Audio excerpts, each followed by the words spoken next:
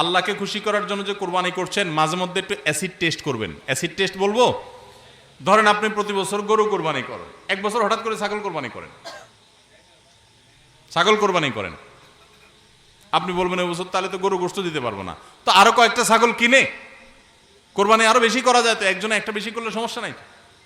ছাগল অনেকগুলো কিনে গরিব দুঃখীদেরকে দিয়ে দেন, তারা কোরবানি করে, তারা গোশত খায় ফেলাকে আপনার তরফ থেকে কোরবানি হয়ে যাবে। আপনি একটা ছাগল করেন, দেখেন এটা মানাইতে পারেন কিনা নিজেরে। যদি কোনো অসুবিধা না হয় মানাইতে, তাহলে আলহামদুলিল্লাহ আল্লাহ শুকর আদায় করতে পারেন যে আপনার নিয়তের মধ্যে বোধহয় ভেজাল নাই।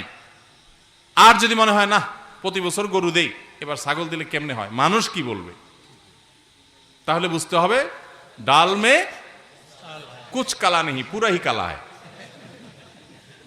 আল্লাহ তাআলা আমাদের সবাইকে ইখলাসের সাথে, তাকওয়ার সাথে কুরবানির এই আমলটি সম্পাদন করার তৌফিক দান করুন। ভাইরা আমার, কুরবানির সামনে আসছে, এখন থেকে আমরা একটু পরিবারের সদস্যদেরকে নিয়ে বসি, বাচ্চা সহ ফ্যামিলির সব সদস্যরা একটু বসেন, মশওয়ারায় বসেন, পরামর্শ মজলিসে বসেন, বসে জিজ্ঞাসা করেন আমরা আসলে কোরবানিটা কেন করতেছি। গোশত খাওয়া,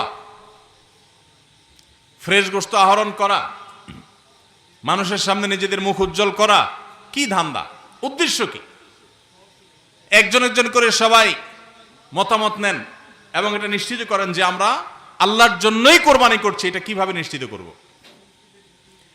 একটা তো বললাম যে বিশাল বড় গরু কোরবানি করেন সব সময়, এবার একটু ছাগল কোরবানি করেন, দেখেন তো মনরে মানাইতে পারেন কিনা। কারণ আপনি বলবেন ভাই গরু কোরবানিতে অনেক টাকা লাগে, ছাগলে তো অনেক কম টাকা লাগে, তাহলে এই কোরবানি ওইটা চাইতে কিভাবে উত্তম হয়। আমি উত্তম বলতেছি না, আমি বলতেছি যে আপনার নফস, আপনার মন মানে কিনা যে আমি গরুর জায়গায় ছাগল কোরবানি করলেও তো হবে, হবে না হবে না? কেউ যদি ছাগল কোরবানি করে তার কোরবানি হবে কি হবে না? হবে।